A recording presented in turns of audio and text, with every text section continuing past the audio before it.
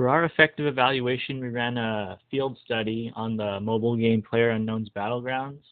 And so the 4 participants we had, they all had varying play experiences with their play sessions, but they also had quite a few similarities. For the first participant, while they felt as though they generally enjoyed the game based on their IMI scores, their comments were somewhat negative towards the competence of the task, but their perceived competence was average with a value of 5.2 and low standard deviation.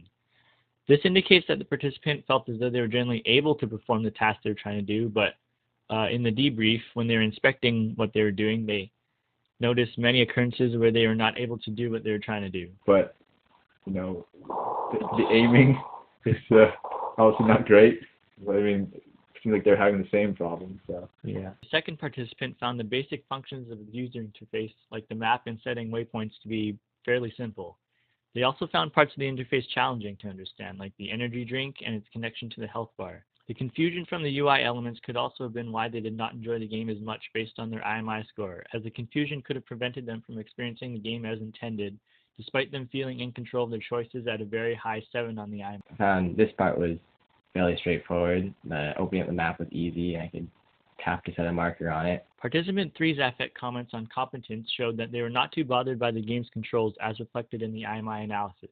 In general, they enjoyed the game, as evident in both their comments and IMI score, but they were underwhelmed by the boring parts of the game. They found they had to run for too long on such a large map that it took away from their enjoyment of the overall gameplay. And this is likely what resulted in the IMI score for tension being so low. Was the battle fun there? Yeah, that's probably the funnest part. But that was only one part.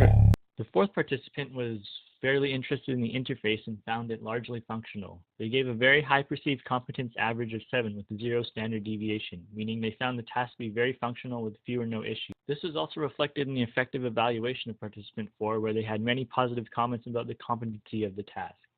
Their other effective comments towards the few things they enjoyed, like map size and the constricting of the players to smaller and smaller areas, line up with their average interest enjoyment subscale average of 5.6.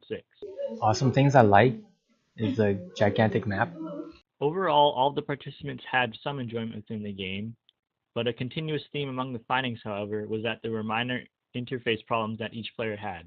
Things like the locations of the interface buttons causing problems, as well as participants noting that some buttons in the interface seemed unnecessary. The map was for the most part functional for all participants. Some interface elements were confusing to the participants, and so making the functions of the map clearer through its display would help introduce the mechanic early, giving the players a clear understanding of how it works.